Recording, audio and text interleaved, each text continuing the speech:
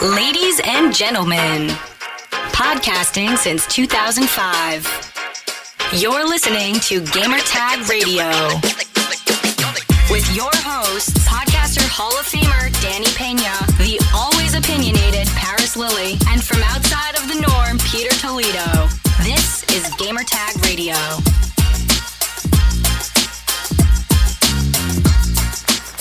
Now you're listening to episode 1021. This is your host, Danny, and joining me this week, co-host of the show, we have the whole crew. Let's start with Paris. What's going on, Paris? Hey, good morning, everyone. How you doing? Good, man. What's up with you, man? Another week, quarantine life. How's that going over there? Yeah, it's a new normal, man. It's just weird. I just wake up and I go, okay. Like, right? What are you gonna do? You know what? Now that every time like the weekend comes up, I was like, oh wow, weekend. Okay, like there's nothing really to do. Yeah. Can't really go out, you know. So yeah, man. And also joining us, all the way from the other side of the world, we have Pete, man. What's going on, Pete? How you doing? What's up, man? No, just chilling here. Good old Switzerland. You know, just it's a strange time, right? You know, just everybody just. And now you know how. Now you know. I mean, Paris, I know you work from home periodically, right? But now you really know what it's like being home during the whole thing. So yeah, it's. I'm glad to see that there has been some improvement with regards to the whole COVID-19 pandemic. Actually, here in Switzerland, they decided starting April 27th, which is a week from now, I guess, more or less, they're going to start a three-phased return to normalcy policy, similar to what this was announced Wednesday of this past week, similar to what Trump had, dictated Friday, I think. You hear Paris. Yeah, but no, right. It's good. The weather's actually starting to pick up. The weather's been kind of wild out here the last couple of days. It goes from like hot to cold and everything in between. But other than that, man, doing good. All right, that's good, man. That's good. All right, so everybody, go to gamertagradio.com if you'd like to listen to our past episodes. Also, you can find us on any podcast app. Just search for Gamertag Radio and subscribe, follow us if you can. Please post a review. And also, you can contact us for fan mail, and here's how.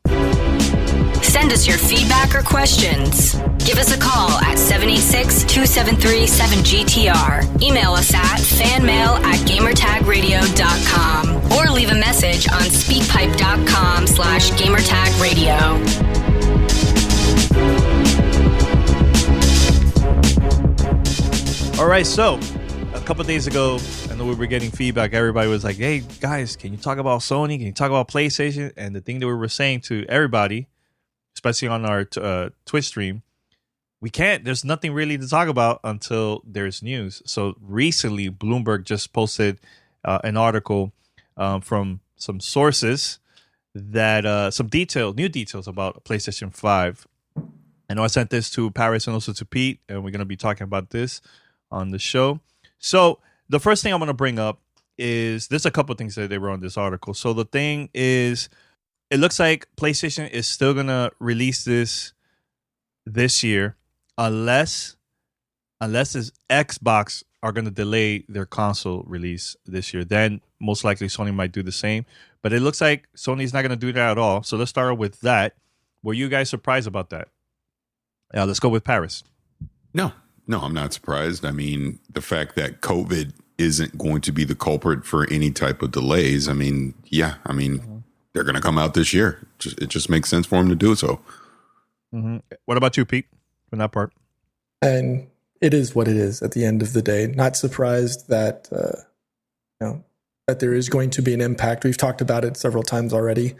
I think the magic number that they're talking about is 5 to 6 million units for fiscal year ending March 2021. Mm-hmm.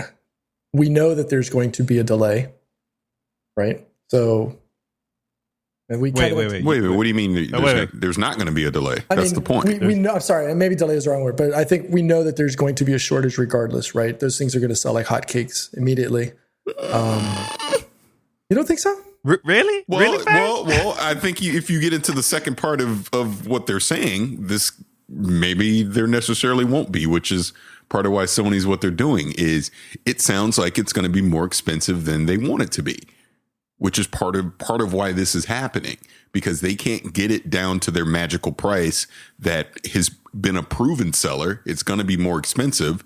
So they're going to, I want to say, falsely make a shortage, but they're going to make less than they did previously with the PlayStation 4 at its launch, because they would rather there be a shortage in the first quarter of its launch than to have an abundance, because it's going to cost them more to make this thing. They're trying to wait until the price lowers on actually manufacturing the PlayStation 5 before they flood the market with units.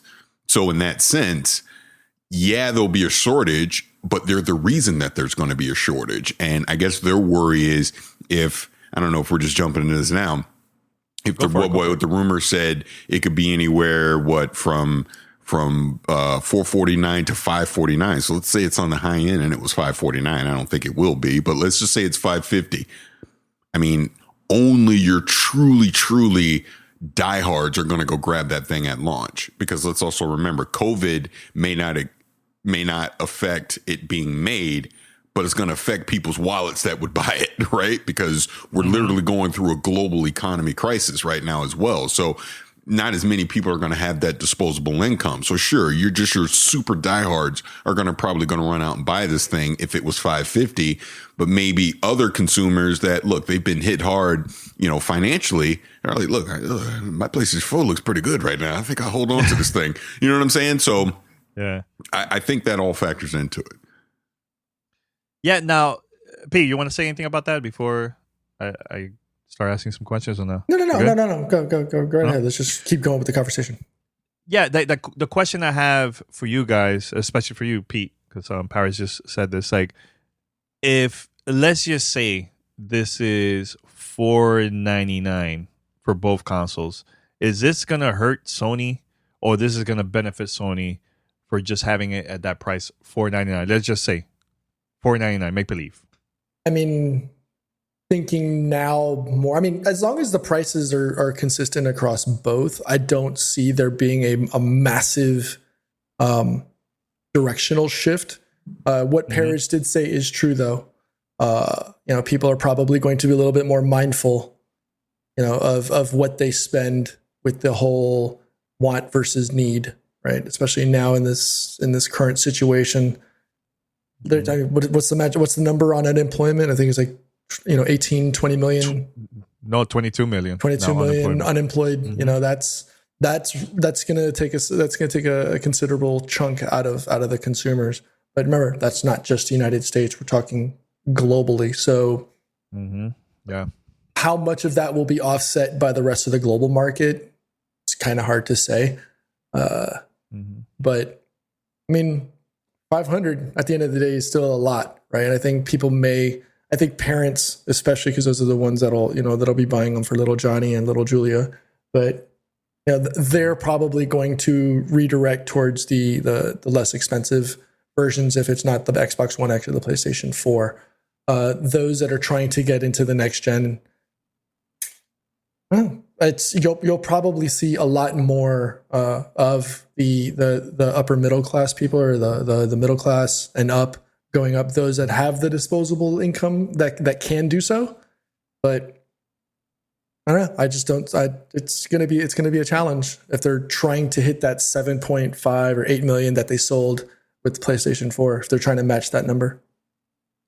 I don't think they are. I think that's what this whole report is saying. They realize that it's pointless for them to try and hit that mark early on, just due to the manufacturing costs of this thing. It sounds like, and again, this is why I said $549 is pretend. There's no way they're selling a PlayStation 5 at $549. They're probably going to try everything in their power to get it on the lower end of $450. So if that means them taking a short-term loss, like let's say they put 2 to 3 million out there in the market at launch at $450, they're taking a loss on that. Sure, there's going to be, maybe there is a somewhat of a demand because it's going to be a short supply. And then now all of a sudden demand goes crazy starting early 2021 because no one can get a PlayStation 5. You're going to see, you know, the eBay market is just inflation on it's going to go crazy. But while all this is happening, the manufacturing cost lowers. So it's still $450. But now Sony isn't taking as big of a loss to actually start making them in the new year. And then they can start to flood the market with more PlayStation 5s. To me, that seems to be the play because now you actually create even more demand because it's harder to get. It's PlayStation. Everyone loves PlayStation. Depending on the launch lineup that they have, there may be a demand on whatever games that are available on it. Those games you can't play them on a PlayStation 4 as an example. So you have to get a PlayStation 5 to be able to play it.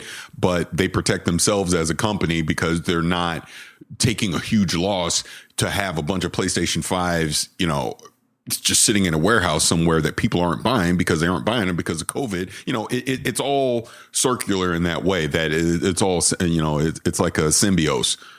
Because sure, you can have a bunch of units, you're taking a loss, but there isn't a demand because no one has no money, you know, so you only wind up selling 2 to 3 million anyways because no one's buying them because they can't afford to buy them right now. So we'll see. It's gonna be interesting to see how it plays out.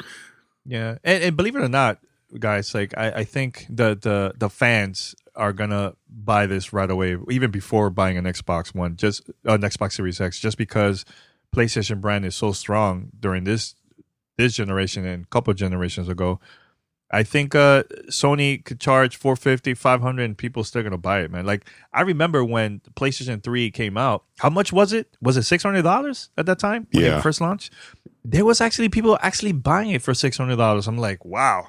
But that's the crazy. they had that 20 gig model though. I don't remember that being that wasn't 600. That was a little cheaper, but that was the 20 gig model of it. And I think the 20 gig model also didn't have the PlayStation 2 inside it or something. They definitely cut costs with the lower tier model to try and, you know, make it a little more affordable when the PlayStation 3 originally came out.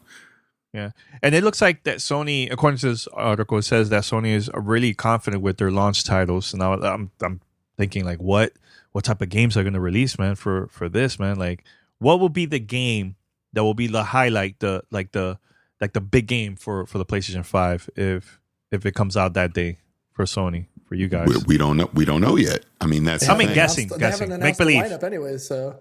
No. What would it be for you? Stop trying to put it on us. What would it be for you then? How about that? Well, I think, we had this conversation before, but I think now that The Last of Us got delayed, I think that's going to be also part of the PlayStation 5 lineup. But it's on the PlayStation 4, so I'm not buying a PlayStation 5 for that. Yeah, but still. But it's the same thing with Halo Infinite. You could play that, the old or new. Oh, well, the old console, we can get an same Xbox about them on the other side of this, but I think it's a similar issue. Mm-hmm. That's what I think will be big for them. You think so? You think The Last of Us, which is also on the PlayStation 4, is going to be their flagship launch title? Yeah, I disagree. I think so too. I highly disagree with that. I mean, what's bigger than that, in your opinion? But it's available on the PlayStation 4. So again, it's the same thing with Zelda. It came out for the Switch and the Wii U. Wii U been out for years before it came out. The Switch. So and it sold more on the Switch than the Wii U version. So it could be the same exact thing for Sony if they do it right and market it right too. It will help out, I think, to sell more PlayStation 5. Just because people can say, "Oh, I have The Last of Us. It looks better on the PlayStation 5. Looks better than the PS4." In my opinion, I might be wrong, but okay. No, I don't agree with you, but okay. Outside of The Last of Us 2, which was supposed to be their flagship launch title, I can't think of another PlayStation exclusive that was scheduled to launch in or around that time frame. Well, we just don't know. I guess that's the whole point right now. Sony has been very close to the vest this time around, so we just simply don't know what they're going to have. I guarantee you Sony Japan's going to have something at launch. Of course they will. Insomniac, if I had to guess, will have Ratchet and Clank as an example at launch. Will we get Spider-Man? No. Will we get God of War? No. Horizon Zero Dawn doesn't seem likely, but maybe Guerrilla has a second game that's coming out. Maybe we do get a return to Killzone. I mean, there's options out there other than them having to rely on The Last of Us 2, which, if it wasn't for COVID, would be coming out in mere weeks right now. You know, that was the original plan. So there's no way at this late date they've completely shifted their marketing plan to build everything around The Last of Us 2. Do I think it can be a part of the PlayStation 5 launch as quote unquote showing an enhanced version of it? Of course. But whatever their launch lineup was going to be was already set in stone at this point. Okay. Now their PR plans has been changing supposedly behind the scenes.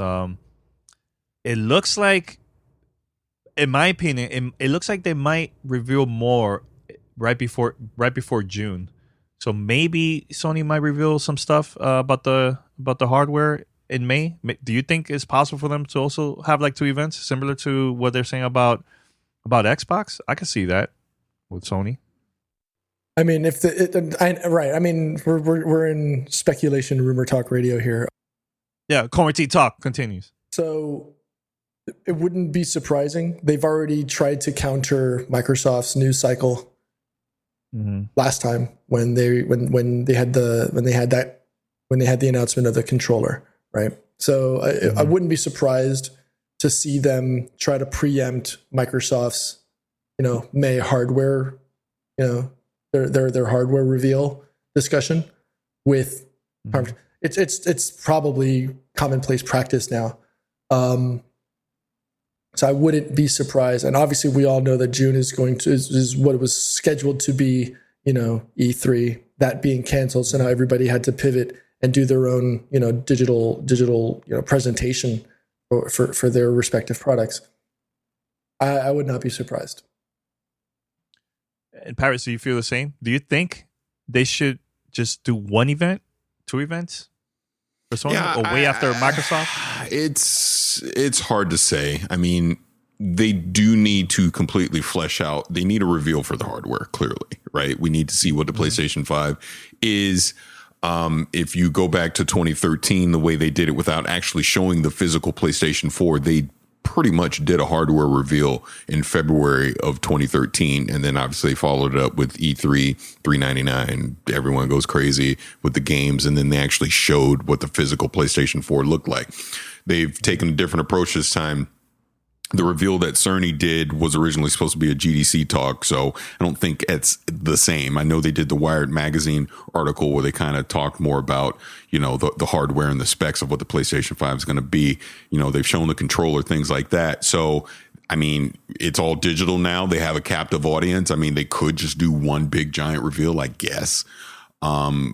But maybe they do split it up. I mean, it's very hard to say how Sony's good. They're just such an unknown because they didn't have anything scheduled to happen at E3. So we can't say, oh, well, June, they're going to do this because we don't know. They said originally before COVID, they were going to have a series of events where they were going to show up at various things. Like they're going to show up at Gamescom. Maybe they showed up at Comic-Con. I mean, who knows? We just don't know what they originally were going to do. And now all that's been changed and it's going to be a digital only thing. So I think everything's on the table, to be honest. It's such a PlayStation to me is so fascinating with this launch because they're doing it different. It's unprecedented compared to what they've done in the past. So I don't know. Yeah, it's going to be very interesting because is Sony going to go first? Is Sony going to go later? Wait for Microsoft? Maybe having in a different day that there's nothing really going on so they could get all the media attention. You know what I'm trying to say? So there's so many things that they could do that will benefit Sony so much, man, if they do it the right way. I'll say this. It really, and again, this is part of the Bloomberg report as well. It really looks like PlayStation is going to react to what Microsoft does, allegedly all in May, according to you, what they do in May and June, right? They're going to react to it. So I do not think they do something before Microsoft unless it's just more teaser stuff. I don't think they really deep dive into here's our launch lineup, here's the hardware, here's the price, things like that until after Microsoft shows their cards. Because I do think, and Pete kind of touched on this a little bit, and I don't know, I guess maybe we can transition into this. If it's someone that even thinks it's crazy that they would be under 500. I really think they want to be under 500. They do. I think they want to hit that. They would love to be $399. That sounds like that's not happening just from the hardware costs alone or the manufacturing costs. But if they can absorb enough of a hit to be at $450 in a short term, they're going to do it, because that was part of what helped them win the generation starting in 2013. I do think, like Pete was talking about this a little bit before, he was saying if they're on par price wise, he thinks PlayStation 5. I think PlayStation would be okay as long as they have a super strong launch lineup. But I do think, and cue up the people who's about to get mad at me, if let's just say let's say the Series X and the PlayStation 5 are both $499. Let's just say, right? They're both $499, same price. Microsoft, Satya was like, do it, number one, engage, and they're the same price. Advantage Microsoft for two reasons. They can now market that they have the most powerful console at the same price. If you don't think Aaron Greenberg and that marketing team is not going to highlight that until the freaking roosters crow, you're crazy. The second thing that they would have, and this is, I tweet about this, people get mad at me all the time when I say this, it all comes back now to the games, right? So again, pretend they both have a great launch lineup. Let's just say, yeah, Microsoft has the advantage because of Game Pass. And it's something that we've been saying for the longest. They can easily say, with every launch window Series X, from November until March, whatever, every Series X that you pick up includes 90 days of Game Pass. So they're telling you, not only do we cost the same, not only is our hardware superior on paper, because really I think the game's all going to look the freaking same, but on paper, our hardware is superior, but we're going to let you play our entire games lineup and some third-party games for free for the first 3 months. It's on us. You don't have to buy nothing. Just buy the system. You're good. That would be very key for them from a marketing advantage if they do it right. But again, that all comes back down to the games. You got to actually have some games that people want to play on your platform first.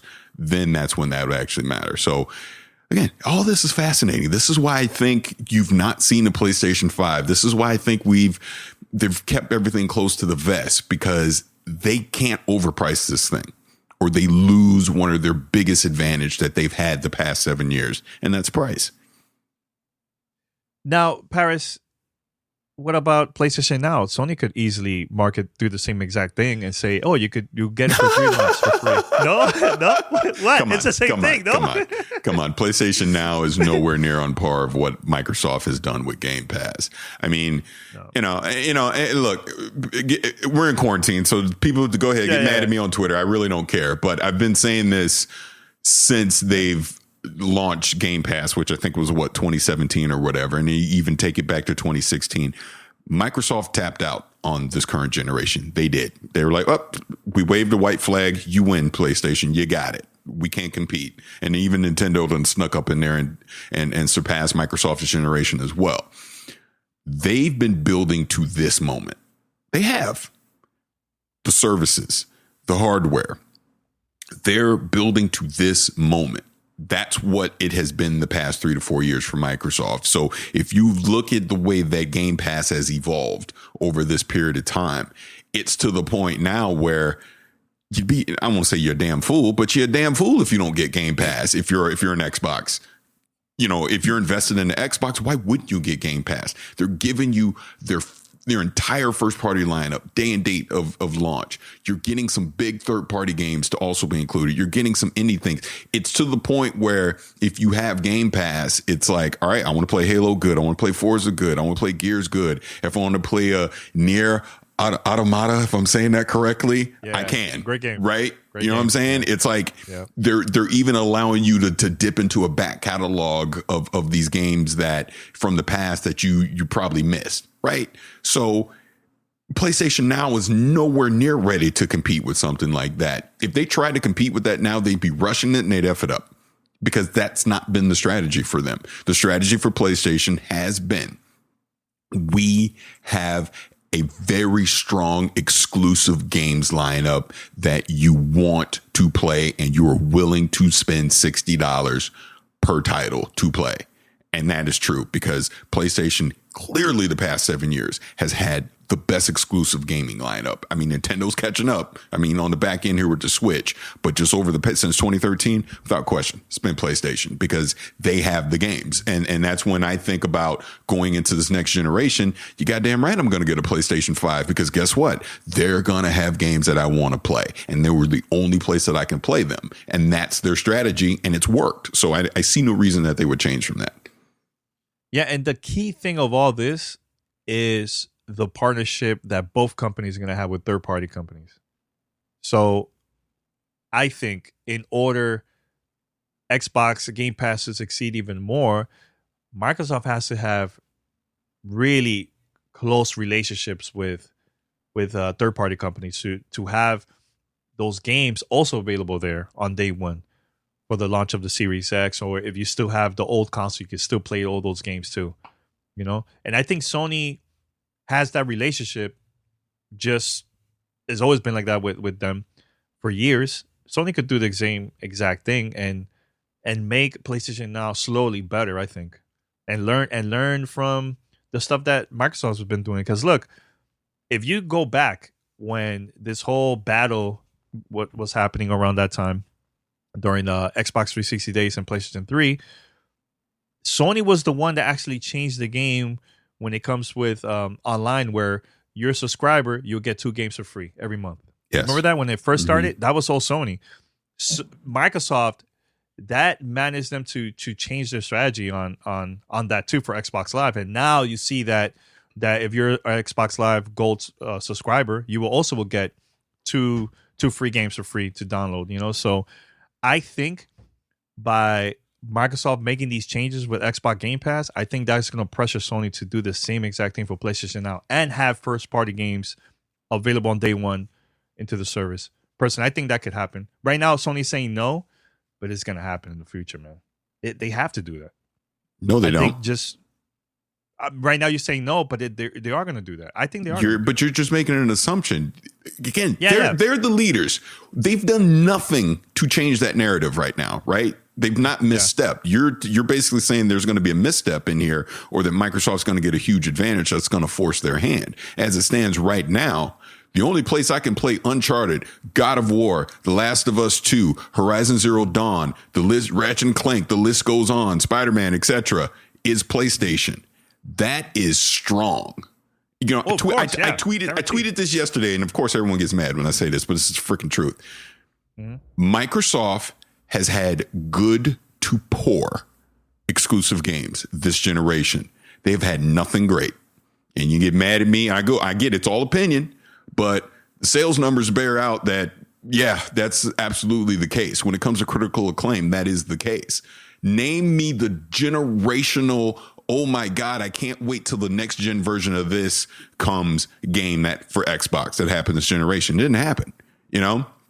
We're already at a point where we're like, you know what? I think Gears needs to take a break or change, right? Halo hasn't been seen since 2015. You know, yeah, you can say Forza Horizon and all that, but racing is what it is. It's racing. You know, it's not something that you're not going to go buy an Xbox to go just for Forza Horizon. That's not going to happen. Mm-hmm. So you look at the missteps that Xbox has had with their exclusive lineup this generation. That's why we have Game Pass. That's why we have Project X Cloud. That's why we have Xbox Play Anywhere, because they knew they needed to build up these services to go into the next generation to entice consumers to come back from the PlayStation side. Not to mention, look at all the studio acquisitions that they've been doing, because they know I'm just going to be frank, our gaming lineup sucks and we need to fix it. And that's why you have an Obsidian. That's why you have a Ninja Theory. That's why you have an initiative now, because they realize they have to build this up and make it right this generation. And look, dear friend of ours who I love to death got freaking irate with me on Twitter, because I said that Xbox still needs to prove themselves going into the next generation. They need to prove to the 100+ million PlayStation 4 owners that, you know what, I think I need an Xbox too. That's where they are right now. Dude, if you listen to everything that Phil Spencer and these people have been saying the past year or so, they get it. They understand. This is why Halo Infinite is so critical to them. going into this generation. They can't screw this up. They can't, because they have to show that we have a strong games lineup. This is why Phil Spencer has been teasing something coming from Japan, because we have to diversify ourselves to make us more enticing to the average consumer to want to pick up our box, you know? And look, I'm not saying that Xbox is terrible or anything. Hell, I just took my Xbox One X and put it out in the family room because I want to play Nier Automata. Right. You know, because that game is so good. Because I honestly had it disconnected. It was just sitting here in the office. I wasn't using it. I was like, you know what? I'm going to start playing on Xbox One X. I want to play this game, stuff like that. So trust me, I'm excited for them going into this next generation because I can see the vision of what they're doing. But if you think that's enough to surpass PlayStation, you're fooling yourself, because PlayStation is a monster. It is.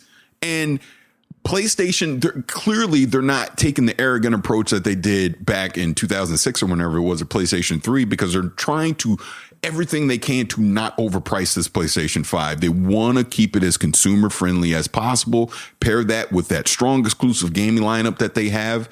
People that are already invested in PlayStation, you give them zero reason to give them side eye and look at the competition. You keep them focused in your ecosystem and your brand. And that's what you're trying to do. Yeah. And honestly, and Pia, you could chime in too, but that's the only thing that Microsoft needs to do is just have the games. I think they've done, from 2016 and on, great job with hardware and services. That's been great. The thing that they've been missing is the games to actually get the attention from everybody else. Once Microsoft show us the games, I think it's gonna be good. But if they show us crappy games, especially first party for launch, it's not a good sign. Not a good sign. I think you can have the best powerful console, great services, and it's not enough, man. It's not. And time will tell, right? And then we already know, Sony has the catalog, but like Paris said, the next 6 months are a veritable unknown. We don't have a date. We don't have a price. All we've seen is hard drive speeds and a controller, which that doesn't drive console sales, right? No, at all. So I think once the news cycle starts to pick back up and starts to ramp towards the May-June timeframe, we'll have more information. We'll be able to have a better idea. But outside of price, because right now I'm thankful that's not my buying prerequisite. I need to know what I'm getting from a games perspective, from a catalog perspective for PS5. If I don't get that, they're not going to see me at launch. As it is, man, I agree.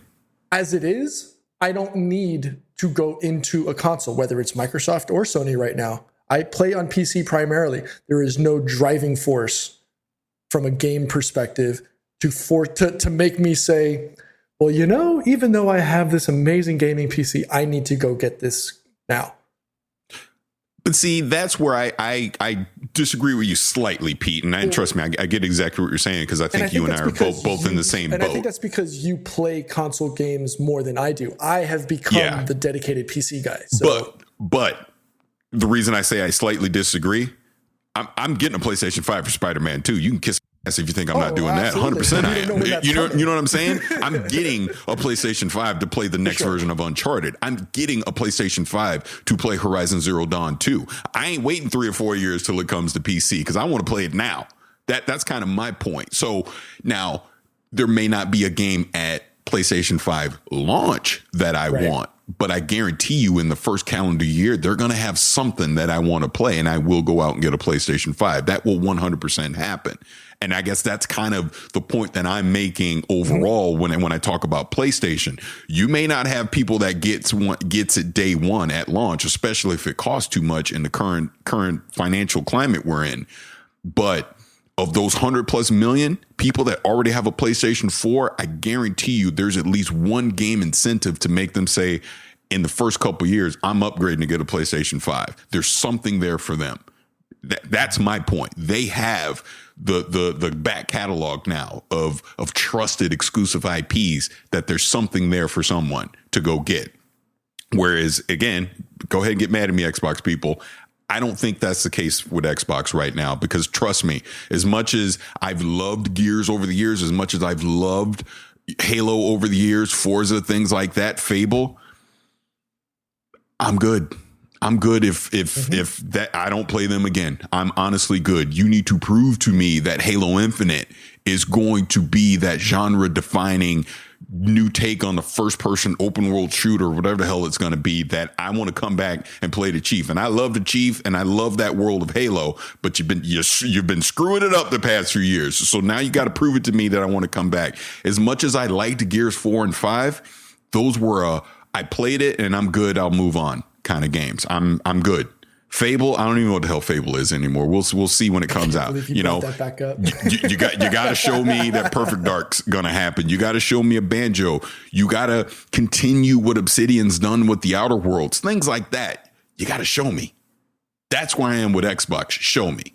Whereas with PlayStation, I already know what I'm gonna get, and I think that's the whole point. And there's nothing wrong with that. I don't know why people will get mad on saying that, because I look, man, I'm a fan of Xbox. I know it hasn't been a great ride this generation at all. Like, look, the only reason why I bought a PlayStation 4 after launch was for Infamous, because I love that type of game. I just love Infamous, and then I started discovering other games too that came out for only PlayStation, like Until Dawn. Super sleeper hit, in my opinion. I love that game so much, man. But there's games that is not going to be for you guys, for you, Paris and Pete. But there's games that it might not be mainstream that will make me want to buy these games for either console. It could be for Xbox or for PlayStation. You know? I have a quick question for you, Danny. Yeah. Are you buying day one Xbox Series X?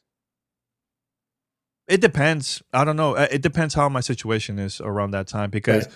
Either way, like if let's say I can't afford the console on day one, I could still play it on my Xbox, Right. Xbox One X. That's the good thing. Now, if it was something where, like, let's say like the Switch, in order for you to play this, you need to buy the Switch, then I'll buy it. I'll try to figure out. I'd probably trade in my Xbox or something to buy that. You know what I'm saying? But it all depends. I need to see.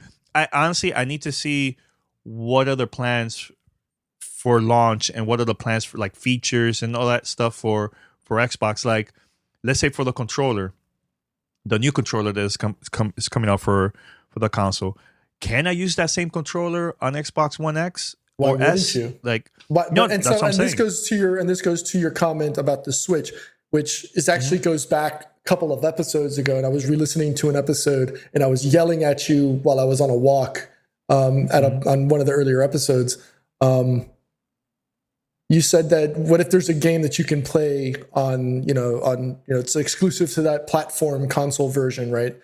But hasn't Phil's commentary for the last few years been no gamer gets left behind? So if you played it on Xbox One X, you play it on Xbox Series X. So I don't see that being something that would hinder someone from making that decision. But the question is more for you, because I don't know if you've actually said it on record whether you would be buying it if you had the ability day one. Because technically, I don't see an overlying driving reason to buy it day one. I still don't. I mean, if I was and taking myself out of the PC realm, if I was a console player, if I had an Xbox One.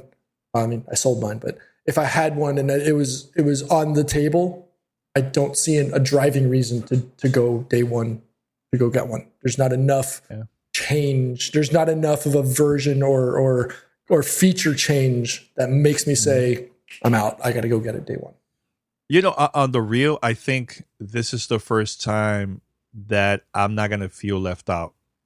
I think out of past generations, because I remember when the 360 came out, I was like, I'm buying it because, man, I'm going to play Perfect Dark, Cameo, whatever, because it's only available on that console. And this is the first time where I feel like, look, as a fan of just consoles on day one, like I'm going to buy it eventually, right, on day one. But this is the first time where I feel comfortable where even if I don't buy the console, I can still have the same experience on my old console. And I'm not going to feel like, oh, man, all my friends are playing these games and I can't play it because I don't have the next gen console. You know what I'm trying to say, Pete? Mm-hmm. The only one where I feel as of right now, that it looks like I need to buy on day one, depending on the announcements, is PlayStation, because there's no, how I say this, like, even if I have a PlayStation 4, it feels like I need to buy a PlayStation 5 in order for me to play those games. Yeah, there's no technological leap requiring you to switch over. So it all depends, and honestly, it all depends on what both companies announce during this time. The games, especially the games, like, what is it they're going to show? Because look, I could care less about specs. That's not my thing. I really don't care. I'm all about the games. Is it fun? Is it something I can see myself playing for hours, for months, for a long time?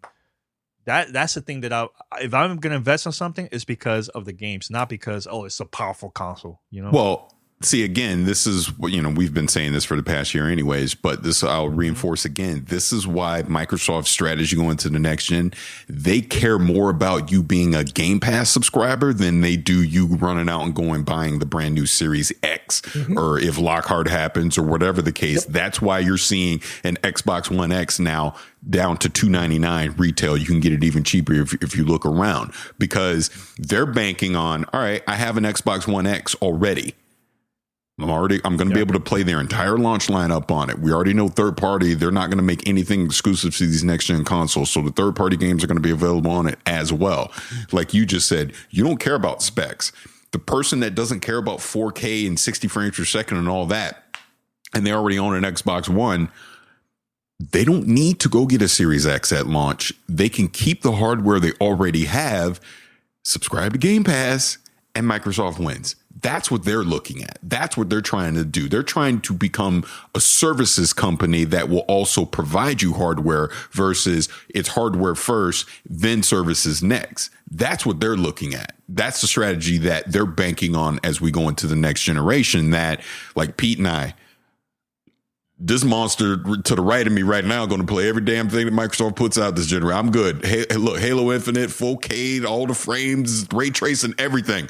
I'm already good. I've already invested my money into that hardware. I'll get a Series X because I choose to get one, not that I need to get one. And Danny, from your perspective, you'll get a Series X because you want to get one, not that you need to get one because your Xbox One X is already going to play those games for you. You see what I'm saying? So yeah, it's definitely, when you look at the two companies, there's different philosophies there. I'm not saying one's right and one's wrong. They're just different.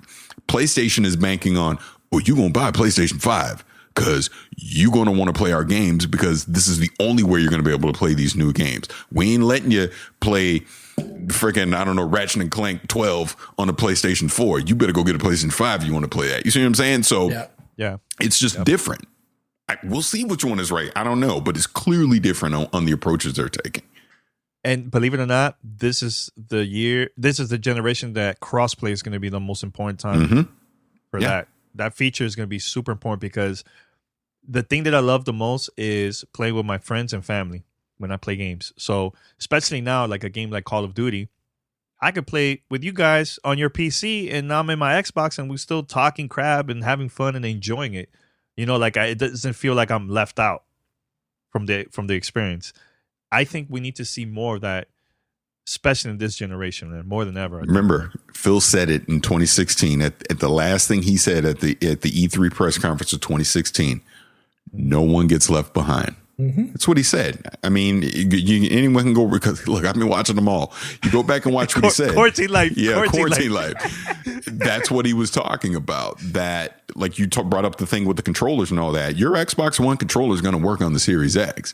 You may want to get the Series X controller because it has some new features on it, or just the ergonomics of it is different and you prefer it, but you don't need it to play the games. You see what I'm saying? That's where they're taking all this stuff with hardware. It's like, look, we're providing this amazing kick-ass hardware, but we're not saying you have to get it day one. Get it when you want to get it. Exactly. And here's all these services. Look, just be a subscriber. That's all they care about. It's just like on the business side. They just want you to subscribe to Office 365. That's all they care about. Yeah. You know what I'm saying?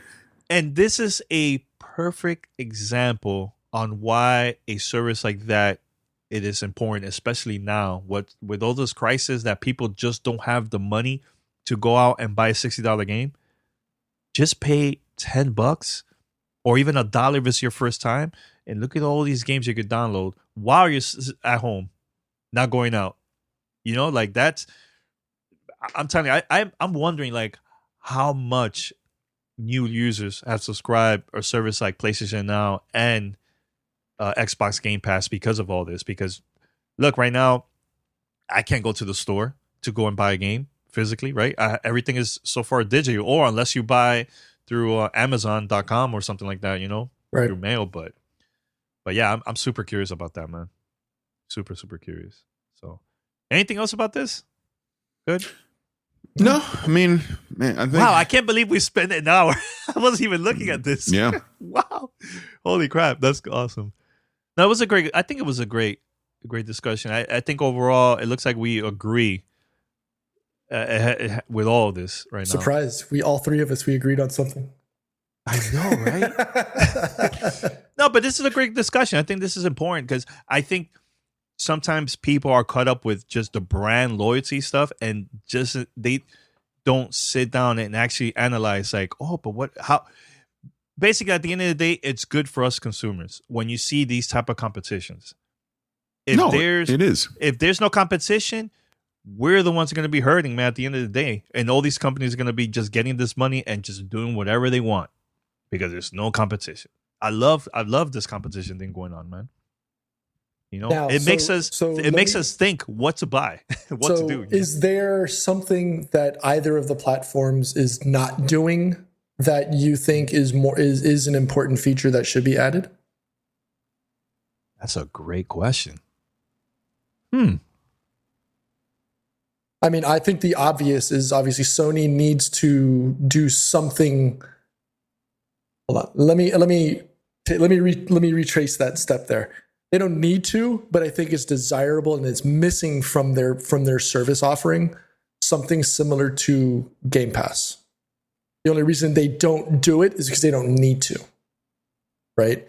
Game Pass helps Microsoft sell title access and brings people into their ecosystem because fundamentally they've needed something to help bolster the Xbox brand over the last 12 to 18 months. Sony doesn't need it because of the success of their catalog and the success of their brand. I think that would be like the next step up for them.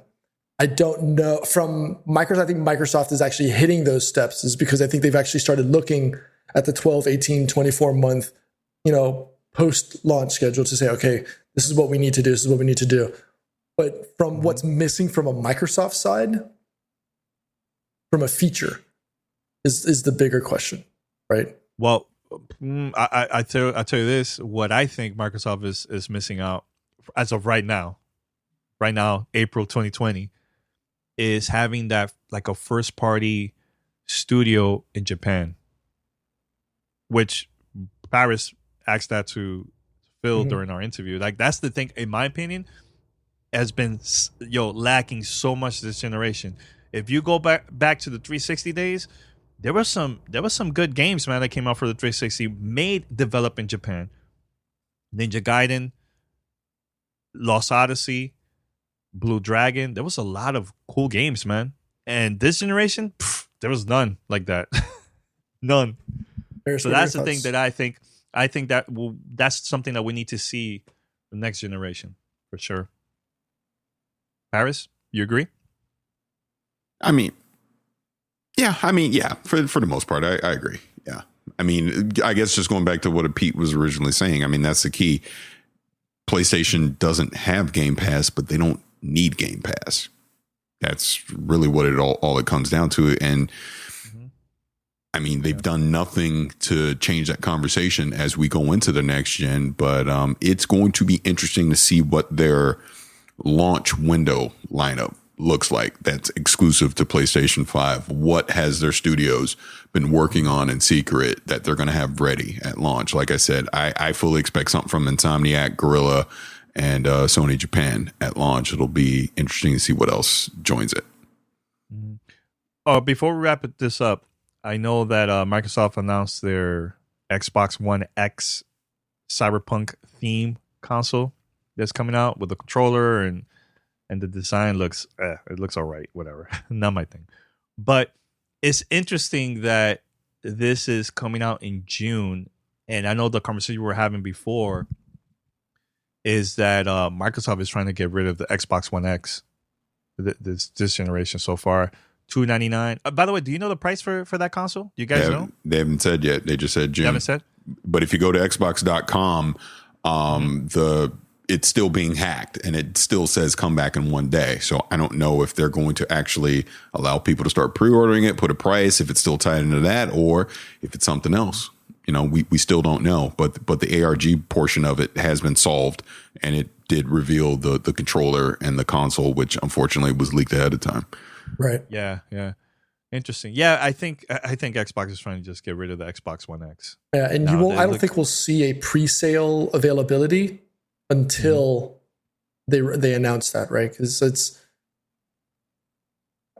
I just can't see how much they're going to sell that for. I'm surprised that they did something towards Xbox One X and not something. Well, I'm glad you said that, because that was kind of the scuttlebutt on Twitter. So to kind of explain, I have no inside information, by the way, but to explain my theory on what happened there. Because remember, we should be playing Cyberpunk 2077 right now. I should not be on this podcast right now, because I'd be playing it. God, I was sick. Yeah, I'd be like, I'm out. I'm not. You guys handle it. I'm out. But the game obviously got delayed, but it was originally supposed to come out on the 16th of April. This Xbox One X was supposed to be a part of the original marketing for it to come out now, which there is no Series X that would have come out now. This would have been hey, buy the Cyberpunk Xbox One X and play Cyberpunk right now. This is part of what this promotion would have been. Clearly the delay pushed that back. Same with that NVIDIA 2080 Ti. That was supposed to be a part of the original it's coming out in April marketing. Because remember, all this stuff went in production, the marketing, all that stuff happened probably starting in 2018. They probably started scoping this thing out, and it probably actually went into production at some point in 2019 before it got delayed. So it is what it is. So they had no choice. It still had to come out, because let's be honest, when we get to September, there's going to be a 3080 NVIDIA card that's going to come out to take advantage of Cyberpunk. And then obviously the Series X is going to come out in what we're assuming November. So it's not like they just last minute, hey, you know what we think would be a good idea? Let's make a Cyberpunk Xbox One X. No, they didn't do that. I mean, the stuff got planned a long time ago. So unfortunately, they still had to put it out. And again, I have no inside information. This is all me guessing. They say in June because it's clear Microsoft and CD Projekt Red have a marketing deal together, right? So whatever this, sorry, Danny, June reveal is all going to be. all in May. You guys have no idea. It's such an inside joke. I was crying laughing a couple of days ago. All in May. But all in May. But what I was going to say is, clearly whatever the games reveal is, we're going to get something Cyberpunk during the Xbox media briefing in June, right? So my guess is this is tied into all that. That's why they're saying June. Again, just my theory. I have no inside information. I know nothing.